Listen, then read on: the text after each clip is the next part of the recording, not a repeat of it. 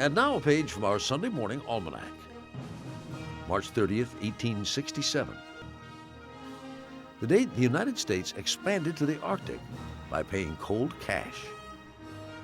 For that was the day Secretary of State William Seward bought Alaska from Russia for the sum of $7.2 million.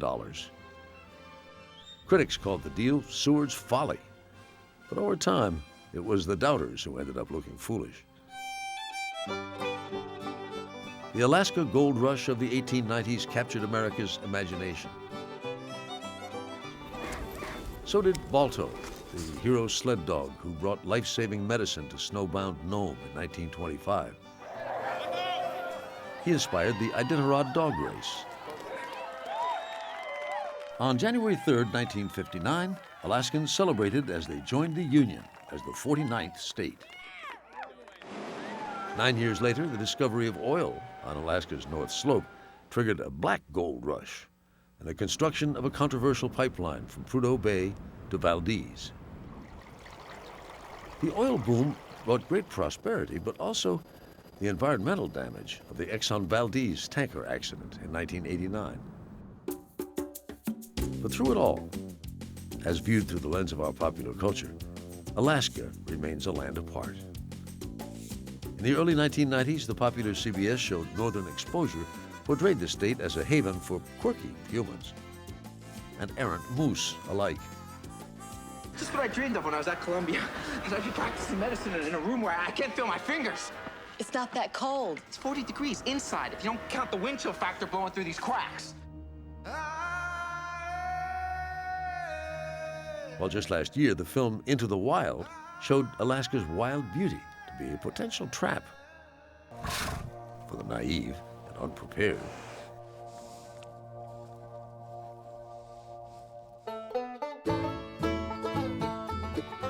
And between the extremes are the vast and scenic landscapes that attract visitors from every corner of the world. No wonder Alaska's unofficial nickname is the Last Frontier.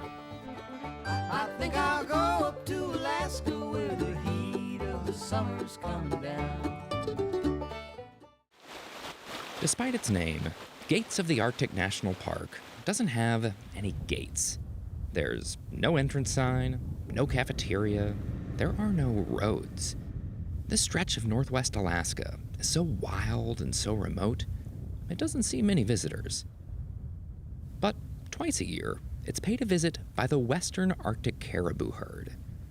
At over 200,000 animals, the Western Arctic is the largest caribou herd in the United States. And for the rural residents of our 49th state, their arrival means that dinner has finally come to town. What we do is subsistence hunting, and that's for food, it's what we eat, it's what everything that's in the animal that we catch is used. This is our freezer that we keep all of it in. A newly to Pet Looks freezer is full of caribou meat. We have big chunks of hindquarter and shoulder blade.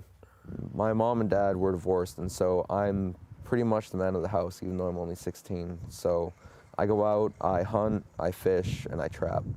It's just what I do to help out in the family. He and his family live in Anaktuvik Pass, population just over 300. The main way in or out of this village is on a plane, and flying in, you wonder how on earth the first settlers even got here. But the why is simple. They followed the caribou. Long before this land was a national park, it was a source of food. This fall hunting season, there will be people hunting caribou in the same place that's happened for 12,000 years. Lois Daly-Mali is a research coordinator for the Alaskan National Parks. Most of the parks in Alaska are established under a different law than the parks in the lower 48. In the Alaska National Parks, local rural residents are allowed to hunt, just as they have for millennia. It's just tradition. That's really why we do it. Is there a cost savings too? Yeah, a box of bullets costs less than a frozen pizza does. Groceries in these tiny towns are understandably expensive. Half gallon of milk, $12.85. I flew to Ambler, Alaska, population less than 270, to meet Don Williams. I was getting ready to take pictures of the moose, and the fog rolled in. Well, I think that made for a better mystic, picture. yeah. Yeah. A former Park Service employee who moved out here 40 years ago so he could live off the land. You don't have to be native to be allowed to hunt. You just have to be local. The hunting, oh my. The caribou, and then we fished, had nets, fished in the river. It was just subsistence life that I really went for. And then you look through the lupe. Today, most of his caribou hunting days are behind him. He now counts them for Alaska Fish and Game Service. So in one of these images, how many caribou are you seeing? 15,982. But his grandson Kituk still heads down the river into Kobuk Valley National Park, where the caribou reliably cross in the same place every fall. You could make some burgers, caribou burgers. You could make caribou soup. You could just boil it and just have caribou meat just like that, or you could fry it on a pan. There's no mystery to this meat, which is partially why rural Alaskans love it. Is that important to you, knowing exactly where that meat came from? To me, yes. Then I know that it was killed respectfully. I definitely know that I was the one that brought it home to the dinner table. Respect is a big value here. Respect for the land, respect for the animals, respect for a tradition and a lifestyle that have existed for thousands of years.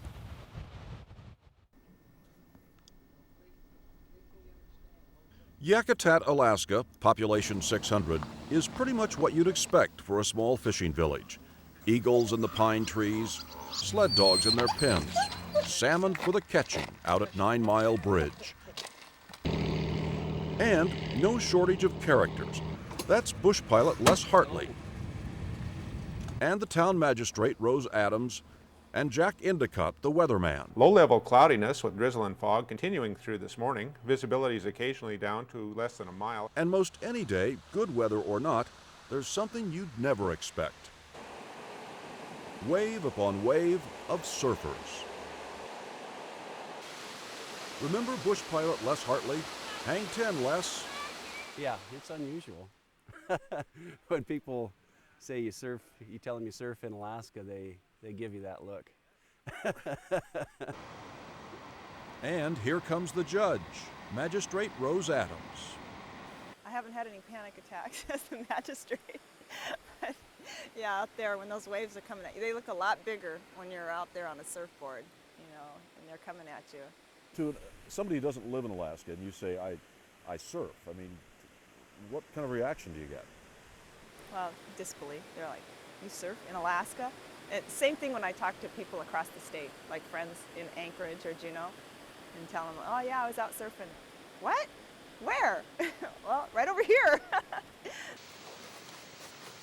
It's cold water surfing, 51 degrees and colder, where thick wetsuits, gloves, boots, and hoods are a necessity. Tyler Endicott has a thought or two on that. Is it very cold out there? Very cold when you don't fit your wetsuit and stuff.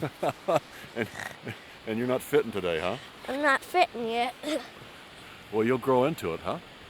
Yeah, it's kind of cold, but I'm already starting to grow into it. And presiding over all of it, dry on shore, are Tyler's parents, Jack the weatherman, and Laura, who fueled Yakutat's surf craze by accident. We basically decided from talking with friends that there was a need for it, and with us having 7 children, 6 of our sons were wanting to surf. And so we decided that we would go ahead and look into it and see what we needed to do in order to make this a reality for our children and for the other kids in the community. Some way to enjoy the water without turning into ice cubes. When the kids were younger, they would go out and they would spend 15, 20 minutes at a time in and come out. They'd be just blue and shaking, you know, and we thought there's got to be something better than this. And faster than you can say winter wetsuit, Jack and Laura opened the Icy Wave surf shop in the back of their house, and summer became endless. We've had sons that have actually been surfing in January and February in raging blizzards. And their son's school teachers, too. That's 6th grade teacher Joan Roloff. It's kind of my midlife thrill now. The first time that I hit the shores here in Yakutat, I think I counted the people in the ocean. There were 20 people out there. And to me, it was mind-boggling. I couldn't believe that there was a crowd of surfers out there. Now, there are surfboards all over town. A sight almost as common as fishing poles. But just getting to the surf is a ride for folks in Yakutat, a bumpy one over narrow bridges where you cross at your own risk, and then on past the Old Town Cemetery to the spot the locals have nicknamed Graveyard Beach. And what would a surfing story be without a shark or two? Should I tell you the story? You must have heard that. I heard that a charter boat, was coming back to town, and it was. Even Magistrate Rose Adams can't resist telling the one about the fishing boat attacked by a big shark. Hold the halibut because the halibut was too big to bring on board, so they'd strapped it to the side, and they said it was a shark had taken it.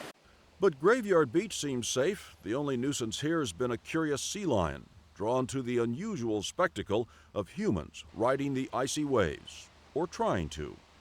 The best part is catching the waves.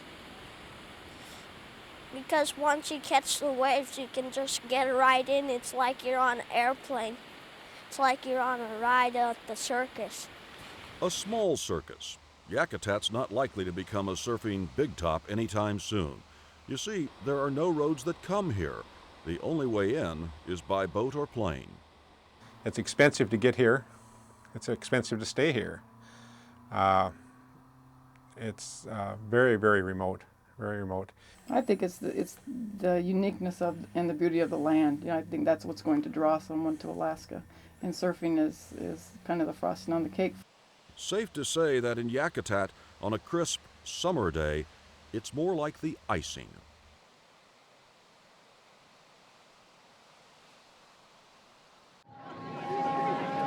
It's a Wednesday afternoon in Port Townsend, Washington, just hours before the annual Race to Alaska gets started. And sailors like Matt Johnson are nervously making final adjustments. If you are here for the swap meet, you're in the wrong place. While crew captains get a final briefing of sorts. If you are here to take a challenge, make it your own, and create a story that may live in your life forever, you are in the right place. Yeah. And what a challenge it is. The Race to Alaska is one of the more unusual, more punishing events in American sport. A grueling 750-mile boat race from Port Townsend to Ketchikan, Alaska, with just one rule: no motors. So it's a gnarly piece of coast. It's truly one of the last and wildest places on Earth. And this is from the guy behind the race, Jake Beatty. The tides run really fast, the wind howls, and when you get wind against tide, the sea becomes incredibly angry and dangerous. Last year, some 200 sailors entered the race, some in rowboats and pedal boats, others in high-tech carbon fiber catamarans. Not to mention homemade dinghies with sails. Some people raced in teams, while others went it alone. The good thing about being alone is that you win all the arguments. You don't know which one of you wins the arguments, but one of you is going to win it. One of the biggest challenges, as Thomas Nielsen learned firsthand, is figuring out how to get some semblance of sleep while out on the water. Since the beginning of the race, I think I've gotten about 7 hours of sleep. I'm on my third day on 7 hours of sleep. I know, what up? Food is another problem.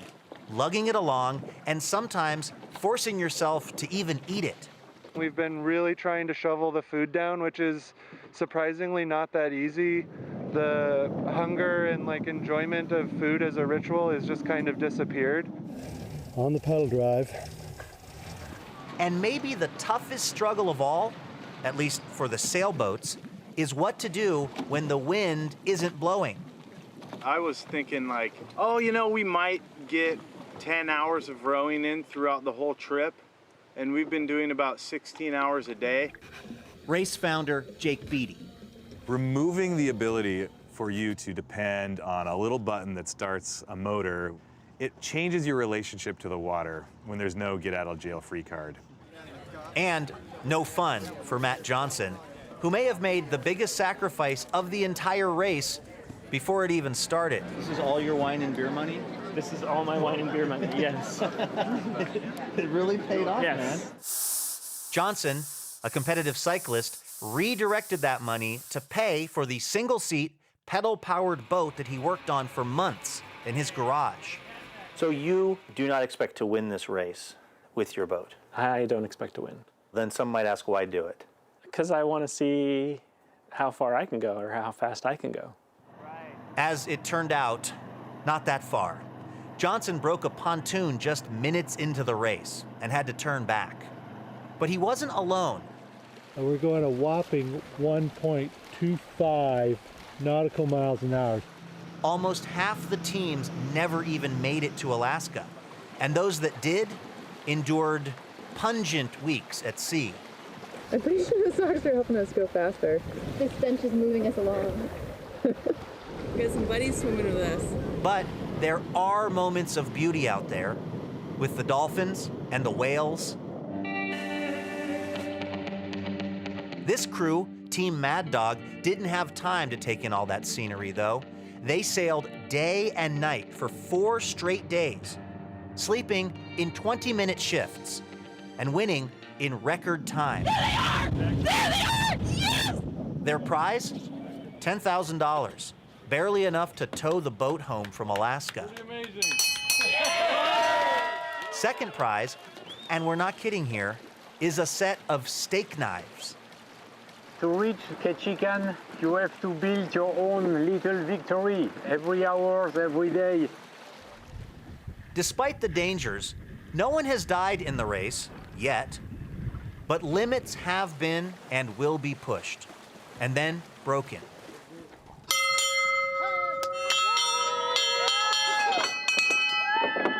Which is just how race founder Jake Beatty likes it. I've never met a more powerful teacher than the sea, and I'm excited for more people to have those sort of crucible moments out there on the water.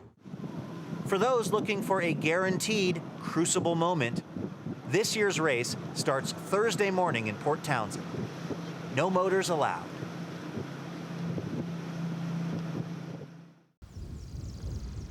The people who travel the Alaska Highway are not just taking a trip, they're making an odyssey. It's long. It goes on forever and ever and ever. But it's worth it because it does change. There's something exciting about it. It is so beautiful. Each hill is different, each mountain is different. The scenery is just, it's beyond description. The highway is a 2-lane ribbon of a road that snakes through 1,422 miles of wilderness. More than 3/4 of those miles are in Canada, but it is Alaska that draws the travelers on with the promise of romance and escape and adventure. This is still an adventure road. That's what I think the real kick is. It's not I-5 going from Seattle to San Francisco. It's an adventure road. What you want to remember, it was a wartime highway. It was built as an emergency road. Japanese have attacked Pearl Harbor, Hawaii by air. When Japan bombed Pearl Harbor, everybody was afraid Alaska might be next. There was no road to serve as a lifeline from the lower 48. So 11,000 American GIs and 16,000 civilians were given orders. Go up there and build a road. And we had to use our own hand tools. We brought them with us from the lower 48 or from Idaho and Washington and wherever else all the carpenters came from. The Alcan Highway, as it was called then, didn't always go where the Army engineers planned. It went wherever the men and their machines could push it.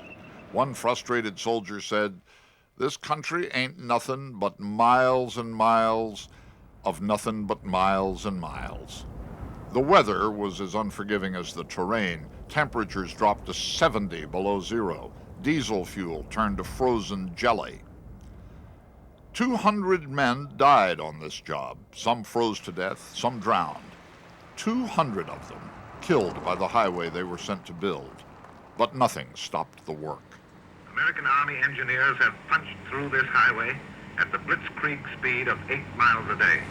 We didn't even think about how fast we were moving or anything of it. Nobody even mentioned it, I don't think. Finally, on November 20th, 1942, after just 8 months and 11 days, Alaska's thin lifeline of gravel and frozen mud was declared open. Only a few remnants of the original highway remain, and nature has begun to reclaim them. Nature is everywhere up here. Some of the best is along the side roads. This is the Tanana River, one of the tributaries of the mighty Yukon. It's one of nature's highways.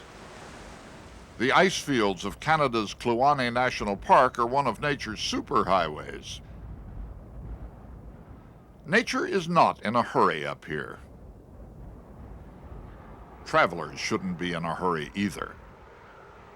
This is not a place for deadlines. It just isn't. It's a place to, you know, it is the North Country.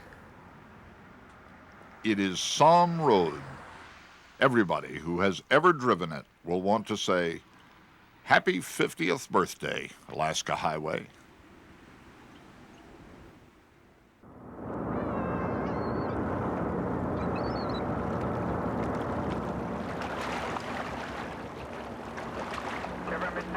Roger, 1525, entrance island, you're clear for the one-way zone. The oil tanker Chevron Mississippi eases away from the Port of Valdez, bound for San Francisco, low in the water with nearly 500,000 barrels of Alaskan crude. The start of a very different voyage from 5 years ago. Escorts Mississippi, had a couple of kayakers up there on the port bow a couple miles. There, did you ride him? There are escort vessels now with oil containment booms trailing the tankers all the way to the open sea, just in case. And tanker captains must pass a sobriety test before sailing. It's mandatory. I find it rather insulting that I have to do this every time, that I have to prove that I'm sober in order to work. And Captain Richard Devons is master of the Arco Alaska, a super tanker 3 football fields long, also loading up for the voyage south. Richard Devons' life changed too. Before that day 5 years ago, nobody really knew what I did for a living. Now everybody knows what I do, so I think I've been more than just under the microscope. Throughout Prince William Sound, the people who live in the coastal villages and work the waters remember that day 5 years ago as one of terrible change. Fisherman Clyde Woods. Prince William Sound ain't nowhere near what it used to be. Nowhere. And anybody tells you that the oil ain't here, they're wrong. Oil and water don't mix is the #1 lesson from the Exxon Valdez. The mayor of the fishing village of Cordova, Margie Johnson. I think the Exxon Valdez was a wake-up call, and we're wide awake now. Evidently, we get some oil, and we're going to be here for a while. The Exxon Valdez ran aground on Bly Reef in the pre-dawn darkness of Good Friday, 1989, shortly after leaving port. A crewman had steered it out of the shipping lanes to avoid icebergs. The captain, Joseph Hazelwood, was in his quarters, impaired by alcohol, according to investigators. 1/4 of the supertanker's cargo, 250,000 barrels of crude oil, poured into Prince William Sound. It spread over 10,000 square miles of sea and more than 1,200 miles of shoreline. By some estimates, 500,000 seabirds were killed, along with thousands of seals and otters and a score of killer whales. Millions of salmon and herring vanished.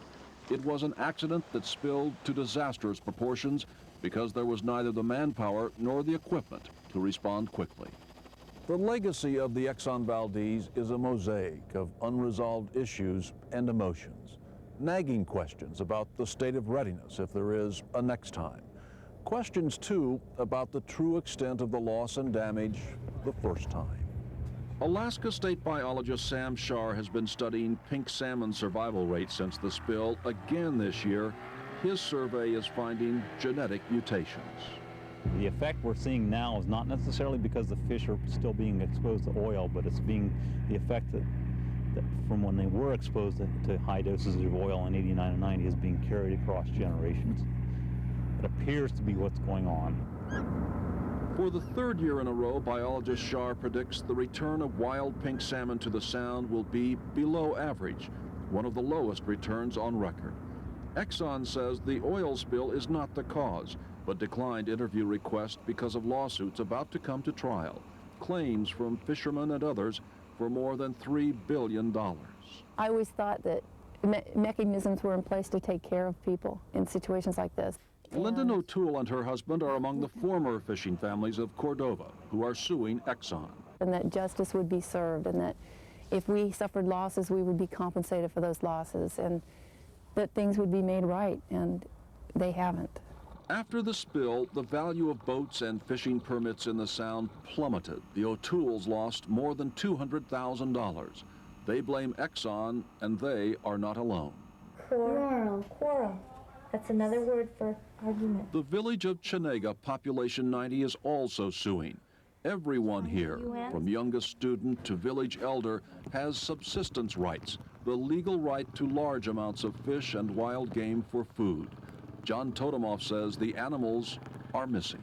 They got to go probably about 30 miles before I could catch a seal. Before the oil spill, I used to go 2 miles from here and catch seals. What there is today in that northern Gulf region, the spill area, is significantly different than what was there before the spill. Jim Ayers is executive director of the Trustee Council, created to administer Exxon's $900 million settlement with Alaska and the federal government. The money is for research, restoration, and the outright purchase of sensitive lands. 5 years after the accident, Ayers says, America still doesn't know how to respond to a major spill. We have not yet, as a society, accepted the responsibility for the damage we caused, or decided that we're going to apply good management, our best technology, and our best resources into managing then that damaged ecosystem. You think you're ready and something happens, then you look back and say, I guess I wasn't as ready as maybe I need to be. Captain Tim Plummer helped design Alyeska's new plan. Now, the terminal operator owned by the major oil companies, including Exxon, maintains a small fleet of oil skimming boats and barges, conducts practice runs for any future spills, has pre-positioned cleanup equipment on barges at key points in the Sound. Is the likelihood of another Exxon Valdez all but eliminated? Well, I would probably go say that the odds have been very, very much reduced. Move for approval and second. A Citizens Advisory Council created by state law monitors Alyeska and gives the pipeline company high marks for communication and effort, but still questions if there's enough manpower and equipment on hand. And 5 years later, the ill-fated Exxon Valdez is sailing under a new name, the Sea River Mediterranean, sailing far away from Alaska. Captain Hazelwood is a defendant in the latest round of lawsuits. Exxon has spent $3.5 billion so far in settlement and cleanup costs. And Alaska's Governor Walter Hickel says Prince William Sound is on the way back. I think that the Sound is recovered from a standpoint of most of the damage. Whether all the fish come back at a certain time and that is argumentable, I don't know. But Prince William Sound is, it had a tragedy and it survived it. Many lives have changed since Good Friday of 1989. The master of the Arco Alaska, Richard Devens. I think we all took a smack upside the head there. You can point blame, but you're not going to solve the problem. The people of Prince William Sound, weary of legal battles and lost time. Cordova Mayor Margie Johnson. It's as though there were a death in the family, but the will hasn't been read yet. So until it's complete, it's not complete. It ain't over till it's over. And I don't know when that will be. I don't know when the litigation will be solved. And the oil still flows down the pipeline, 10 billion barrels and counting, destined for America's refineries. And Columbia Glacier, just outside the Port of Valdez, continues inching to the sea. Icebergs are still floating in the path of the tankers heading south. East wind 50 knots, 25, 30 foot seas. Delightful. Okay, thank you very much for passing that on.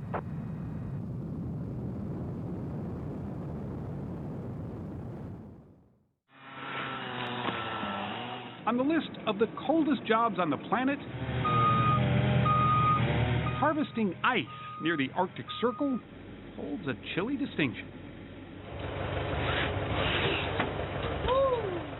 These massive blocks are known as Arctic diamonds, so clear you can read a newspaper through them. And every year, they're stacked on land, waiting for chisels and chainsaws to turn them into jewels.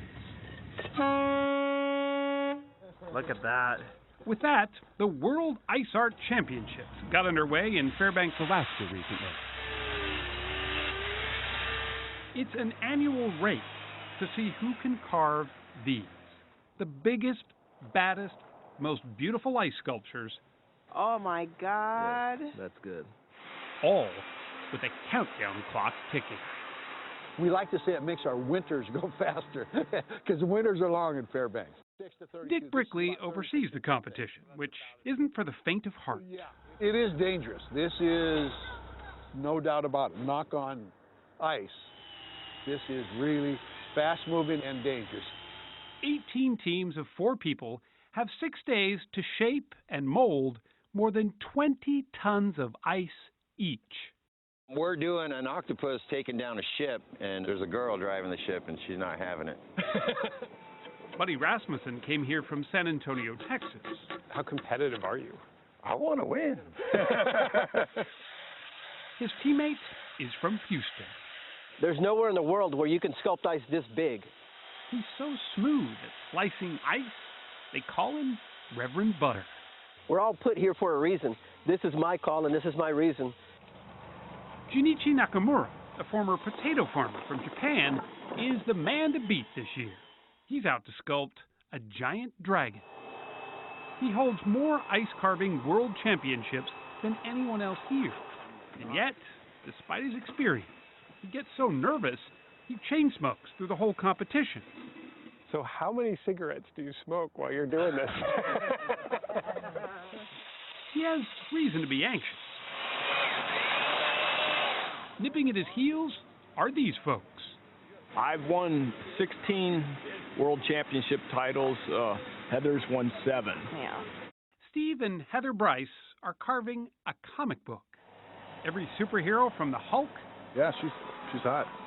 To Wonder Woman.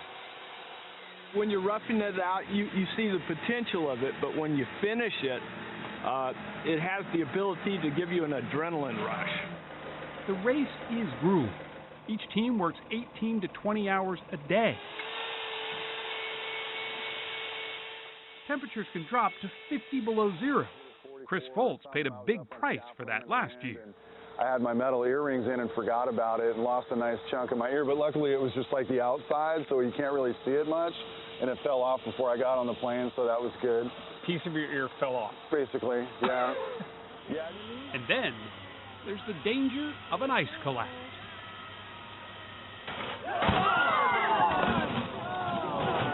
That was one of Junichi's sculptures when he pushed the ice past its limit. Is it dangerous? Yeah. It died. It died. Yeah. But there is beauty, too. A sense of serenity, despite the chainsaws. There's just a certain magic to ice, especially carving at night. You hear the tools working away and the snow kind of flying through the air, through the light, and then at the end, it's just like magic. It'll slowly evaporate as the winds hit it, and it'll just look like glass. Ice carving is part brute force and part delicate dance. Portions of the sculptures are set in place with nothing more than water. Arctic glue, they call it. It instantly freezes the pieces together, as long as the air is cold enough. The downside, of course, is all this hard work will eventually go from this to this, melting is an occupational hazard. Alaska native Mark Chapin looks at that reality philosophically. You know, go back into the ground and eventually get back into the water source. So you're essentially carving from previous ice carvings. All the carvings were going well, until, that is, the clouds rolled in, and the temperatures crept above freezing. I'm a little frustrated right now, but Because? Mainly because of the weather. So all this hard work is basically one big pile of slush. Reverend Butter's pirate ship was sinking in its own water. You work with what you got, and in the end, you got to be proud of what you did. So we are. Junichi's dragon almost seemed to be crying, and so was Junichi. The water was dripping off the sculpture, he said. The judges even pushed back the finish to give the artist time to make adjustments. Just a little bit. Just a little bit. 2 meters. Every team used every minute, right up until the final horn. The race was over, drips or no drips. That is unbelievable. But no one really seemed to notice. Oh, wow. Crowds poured in to capture the finished works before they melted any more. And the judges finally had their say. Third place, realistic, to the rescue. Steve Price, Heather Price. The Hulk and his superhero accomplices earned the Bryce team a spot on the podium. Buddy and Reverend Butter's pirate ship sailed its way into second place. Thank you all very much. But the one who carved out the top spot was, once again, Realistic first place, Junichi Nakamura for fighter. Maybe all that smoking like a dragon paid off. As the crowds thinned, the air once again cooled. You could almost hear the ice sculptures themselves sigh with relief. Their integrity and the artists' reputations were safe. At least until the sun comes up.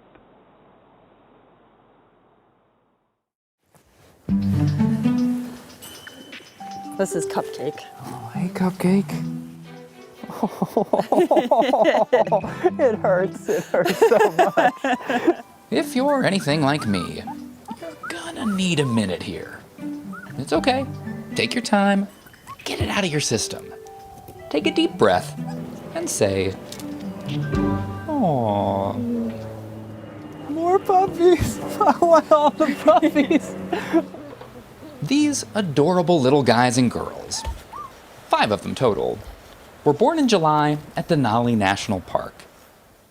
Cupcake, Happy, Party, Pinata, and Hundo were named in honor of the 100th anniversary of the Park Service. Denali, formerly Mount McKinley, turns 100 next year.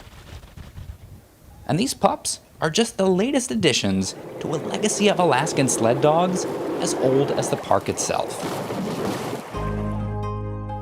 Denali's first superintendent was a veteran dog musher named Harry Karstens, who used a team of sled dogs to patrol the backcountry looking for poachers.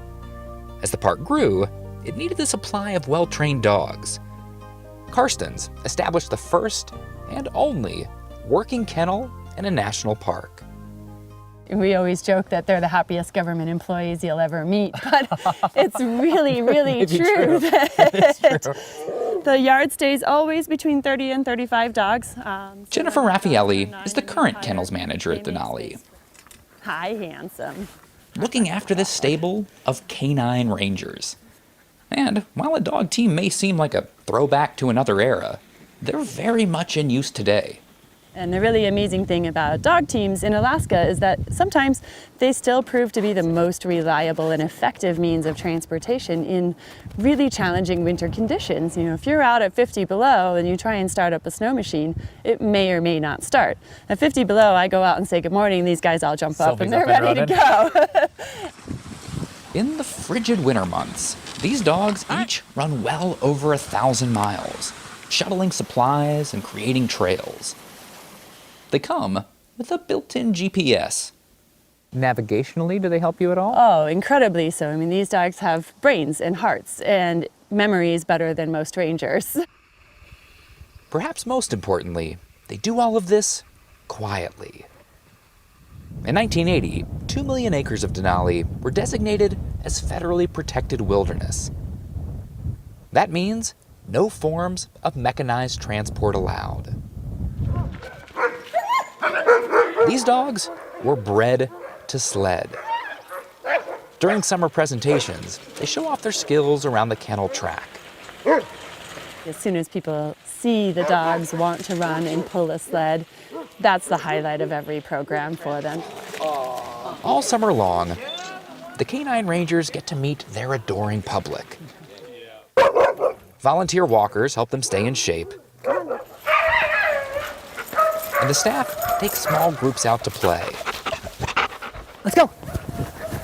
Eventually, after 9 years or so of service, it's time for retirement. The park matches the dogs with active owners like the Winter family. We still go for our 2-mile runs. That's pretty much a part of her routine. Aurora ran over 7,000 miles at Denali. Come on, Aurora. In her retirement, she's adopted a few new routines. Does that feel good? For those who can't bring an actual sled dog home with them, the park has a popular puppy cam. 24 hours a day, visitors can log on and see what the new gang is up to. Each one has his or her own fans. I may be partial to Pinata. You're a dog whisperer. You've got him pretty comfortable there. But you know what they say, kids grow up so fast. Before long, these dogs will join their relatives out on the trail, carrying gear and carrying on a tradition more than a century old.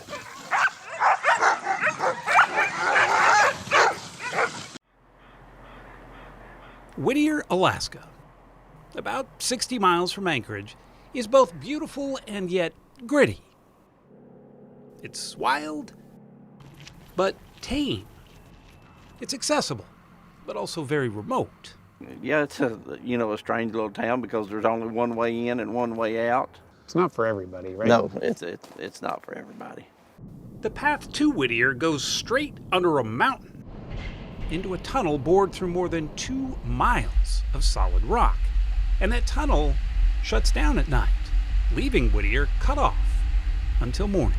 You know, you get to thinking, oh man, the tunnel's the only way out. What if there's an emergency or something and I can't get out? Yeah. But I've gotten used to it.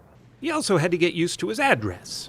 Lee Shuford from North Carolina now lives on the 12th floor of what some describe as the Wilderness Tower. Now, a high-rise does seem out of place here, but what's even more surprising is that the Begich Towers, as it's officially called, is about the only place to live in all of Whittier. People think it's weird. Yeah, it is known as the weirdest city in Alaska. Yeah. But is it? It really isn't. If I had one word, I would say it's magical. Yeah. Just look at their view. Dave Dickinson is Whittier's mayor. He, his wife Anna, and their 18-year-old daughter Janessa say they have almost everything they need right here. The Cozy Corner grocery store is stocked with essentials. There's a post office, a notary, even a church. All just an elevator ride away. We don't need all of the big box stores. We don't need all of the so-called conveniences of a large city. I feel like it's made us better people because it doesn't matter where you came from, how much money you have, we're all just here in this town trying to make it work. That said, it's a hard place to have a social life. But there's not a lot of, single people in their 20s and 30s here. Right. I mean, I don't know why. I'm just kidding.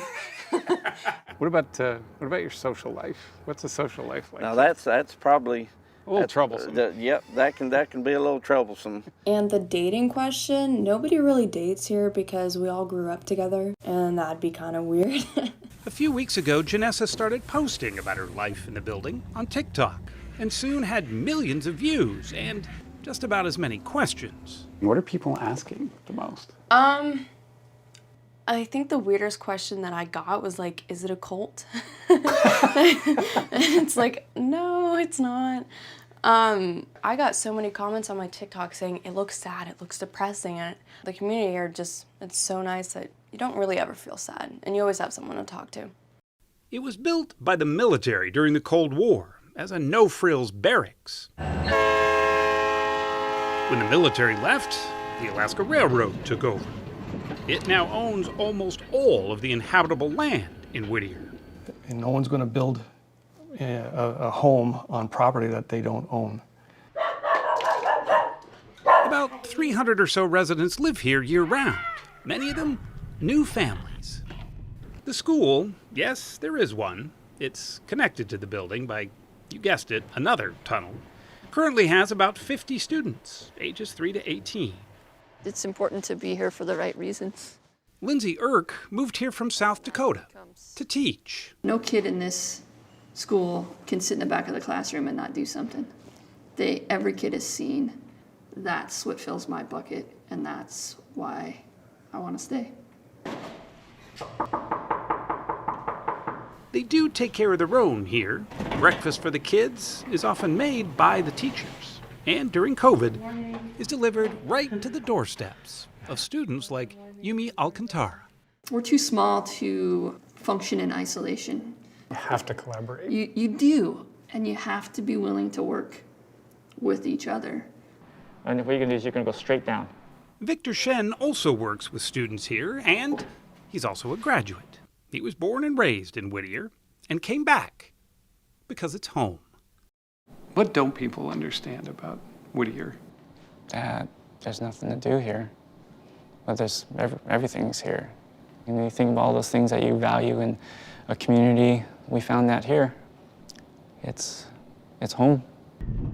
To some, it may just be the strangest town in Alaska, but for residents, Whittier seems to be the answer to the call of the wild. Oh, thank you. What do you want people to know about Whittier?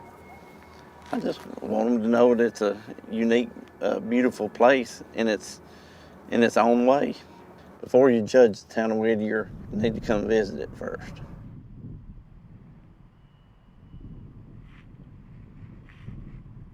"70 years ago, an American military transport plane crashed in remote Alaska. All on board were lost, and over time, forgotten, except by some. Lee Cowan has their story. There are no white crosses amid the blue of Colony Glacier, even though it's been the resting place for 52 U.S. servicemen locked in frozen limbo here since 1952. It was just 5 days before Thanksgiving. A C-124 Globemaster like this one, on its way to Elmendorf Air Force Base in Anchorage, lost radio contact during a storm. On board, 8 Army soldiers, a Marine Corps major, a Navy commander, and 42 airmen, including Isaac Anderson, who left this letter to his wife behind. When did he write it? He wrote it 2 hours before he got on the plane. That's his granddaughter, Tanya Anderson Dell. All I want you to do is to write me every day and to stay sweet and be good and take care of my son. His son would tragically never know his father. The wreckage of Anderson's plane was finally found on the mountain after the storm subsided. According to a report detailing the investigation, most of the debris was buried under snow as deep as several hundred feet. Any attempt to locate the passengers on board, it continued, will be an extremely difficult operation. And so, the plane and its occupants were left buried in the snow and the ice. I just couldn't understand that we all stand by, we never leave our fallen behind. And with the technology we have today, you found the Titanic. You're telling me that we can't find a C-124 military plane? This is it, huh? Yep. She met us at the Air Mobility Command Museum in Dover, Delaware, where a C-124, just like her grandfather's, is on display. It's just emotional for me. You know, you wonder, where did he sit? You know, what was he doing? Although the crash happened during the Korean War, she says the military didn't consider it a combat loss, which she believes is why it was forgotten so quickly. Why? When they put their hand up, they're no different than the one who put his hand up and went missing in action. They're all the same. Treat us the same. She spent years writing letters to the military, documenting other planes lost in non-combat situations, to no avail. But in 2012 came a break. The Alaska Army National Guard, flying a training mission, spotted something in the spring melt on the glacier. It was as if the plane was reaching through the ice to be freed. Oh, how I danced, jumped up and down. I called my dad crying on the phone. I'm like, you won't believe it. And I said, they found your dad's plane. And he's like, no, they didn't. He goes, no, they didn't. He goes, somebody else. His luck wasn't that good, is what he said. But his luck was that good. And that meant it might be good for all family members left behind, like Marcia Yan. I thought, oh, finally we'll have some closure here. She's the niece of Captain Jerome Goebel. Marcia was only 7 at the time of the crash. His nephew, Michael Mayer, wasn't even born. When they found it, it was like, well, here I have all these stories that I've heard and read, and now it's not just a story. Now it's real. Good morning, everyone. This is day 9 of our recovery efforts at Colony Glacier. Every year since 2012, a multidisciplinary team based in Anchorage has been engaged in what is perhaps the longest-running recovery effort in the history of the U.S. Air Force. They come with buckets and patience during a brief weather window that the spring allows. At first glance, you wonder how they find anything. A lot of times, they won't just jump out at you until it does. It's hard to explain. Aircraft park here. The constant churning of the glacier reveals new items every year, while also concealing others. What you see here is what's left of that aircraft and their belongings. So it's incredibly personal. Back at the Air Mobility Command Museum, what the ice has been turning up is being preserved. There's shoes and caps and shaving brushes and a lot more. Oh my gosh. So it's a personal camera that was recovered. Was there film in it? I don't believe so. Eric Trewinski is the deputy director here. History is about people, and it's about their stories. It's a memory of them. As personal as they all are, none of these items could actually be traced to a specific service member. Only DNA can provide a scientific ID, and finding those precious fragments is part of the job of U.S. Air Force Captain Lindy Minot. We use forceps. Those are metal, and metal scraping rock is a different sound than metal scraping bone. The remains, bones sometimes as small as a fingernail, are flown to the Armed Forces Medical Examiner at Dover Air Force Base in Delaware for identification. Forensic scientist Tim McMahon is director of DNA operations here. It strikes me that some of the methods you're using now to identify these servicemen wouldn't have been around in the 50s. Absolutely. So this occurred in 1952. 1953 is when Watson and Crick defined DNA. But the technology has come far enough that less than a gram is now needed for a positive match. And that can be hugely comforting to the families. We developed methods to preserve parts of the bone because we don't know how much of each person we may recover. So if that's the only piece of that missing service member, the family gets something back. The last decade of searching has certainly paid off. 45 of the 52 service members aboard that C-124 that day have been identified. That includes Airman Isaac Anderson, Tanya Anderson-Dell's grandfather. He was finally identified from a single tooth. My father, he was just in awe because he watched his father come home after being missing for over 60 years. Back in that plane, we noticed around her neck 2 dog tags. They are her grandfather's. Both of them were retrieved from the ice as well. This was the last thing that was on my grandfather's neck. I don't want to cry. So to have these, it makes every phone call, every letter, it makes it worth every hour. You know, every year. But for Marcia and Mick, we always were hoping that with one of these times my uncle would be part of that. This shouldn't just stop. The search for their uncle, Captain Jerome Goebel, goes on. He's one of the 7, still locked somewhere in the ice. When they said that they had found more remains, I was so hopeful this year. It would be nice to have something, just to know that he didn't just vanish. The task force says as long as remains and artifacts are still being found, and as long as it's safe to do so, the mission on Colony Glacier will continue until all 52 are lost no more. Being able to find items that we're able to link or trace back to family members and provide that type of closure is honestly the best feeling in the world. Time for something completely different. A summer travel tip from author David Sedaris. I always thought I'd know who I got my COVID from, but in the end, I have no idea. Someone in Alaska, I'm guessing. And that's okay. If you've never been, you should, if only for the wildlife. One afternoon in Kodiak, a pilot offered to take me up in his coffin-sized plane and give me a tour. "What are you interested in?" he asked. I'd already seen more eagles than I could count, so I answered bears. "They're not really congregating this time of year," he said, "but I could fly you over my parents' house and you could see that instead." So I did. In many of the towns I went to there was no place to buy a necktie, go to a restaurant or the grocery store, and everyone was dressed to kill something and then bathe in its blood. People's yards had piles of junk in them, old water heaters, outboard motors. I mentioned this to someone, and she explained that everything had to be shipped from the lower 48. Things were expensive and hard to procure, so people tended to hold on to them in case they or one of their neighbors needed it for spare parts. One thing I never understood about Alaska was the sense of community the people there have. Oh, it exists everywhere on some level. If one of my New York neighbors needed me to run to the grocery store, I would. If their apartment flooded, I'd offer up my spare room for a night.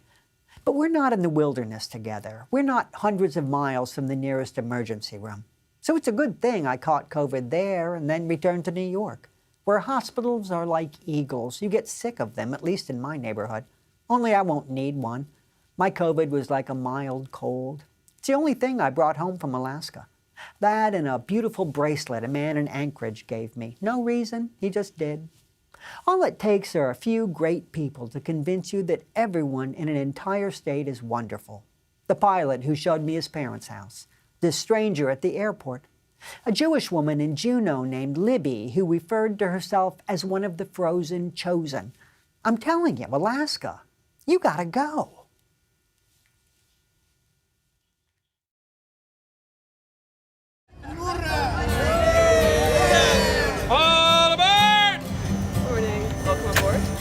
Most of the passengers taking this train are tourists. Let's go, let's go. Known as the Coastal Classic Route, this section of the Alaska Railway travels the 114 miles between the cities of Anchorage and Seward in style. Along the way, riders are treated to stunning views of mountains and glaciers. Ever-ready cameras capture sightings of mountain goats and moose. This is the Alaska people travel to see. Where are you folks from? Mississippi. Mississippi, long ways from home. Well, welcome. Where do you live? Conductor Warren Redfern has been working on the railroad since he was 19 years old. Thank you so much for joining us today. It's still spectacular because it's different every day. The clouds are different, the sun hits the glaciers different, the wildlife is different. A lot has changed since the Alaska Railroad was completed a century ago. While today the tracks parallel the highway for large portions of the route, rail was once the only reliable way to travel across the state by land. In 1923, President Warren Harding traveled to Alaska, then still a U.S. territory, to celebrate the opening of the federally funded railroad. In this footage, colorized by Smithsonian Channel, Harding can be seen driving the Golden Spike in the town of Nenana, officially connecting Seward in the south all the way up to Fairbanks in the north. Gold was on everyone's mind back then. It really was to open up the interior of Alaska for commerce. So coal, gold, oil, they hoped, freight.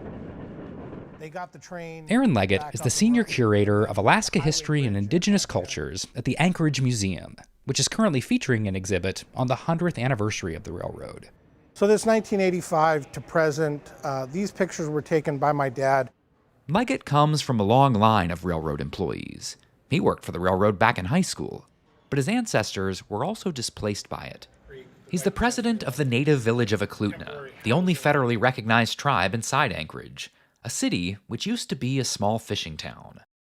I was made very aware from a very young age that Anchorage would not exist the way we know it today were it not for the Alaska Railroad. Today, Anchorage is by far the largest city in the state. But the federal government eventually found that maintaining the railroad, which winds through some pretty treacherous terrain, wasn't cost-effective. I always say railroading in Alaska is not for the faint of heart. Bill O'Leary is the president and CEO of the Alaska Railroad Corporation. In the 1980s, the state purchased the railroad with the provision that it would operate like a self-sustaining business. I think the recognition at the federal level was that we have this asset that we can't care for anymore. And the recognition at the state level that this is too important to Alaska not to have it operating. The railroad currently makes around 60% of its revenue from freight. Sure, there are roads to the major cities now, but it's still more cost-effective and reliable to use rail. But one section of the line remains a lifeline for people who live in the entirely roadless wilderness north of Talkeetna. The Hurricane Turn service is the last flag stop service of its kind in the country. At any point along the route, you can flag down the train and get picked up. Thanks for picking us up. If you've got to go into town, if you've got a doctor's appointment, what do you do? Well, you just plan. Thank you. All right. Have a good day. Jack DeMarchi asked the conductor to drop him off at his cabin in the woods. He staked a claim out here in the 1980s and built a place for himself. During the summer months, the train does one round trip a day. It's a mix of locals heading to and from their cabins and tourists out for some sightseeing. Oh, wow. One sight they're almost certain to see is Shannon Cartwright. Which is one of my favorites.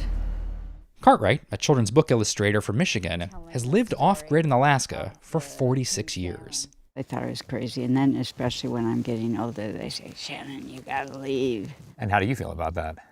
Every time I think about leaving, I don't. And I want to live here as long as I can. How often do you take the train back into town?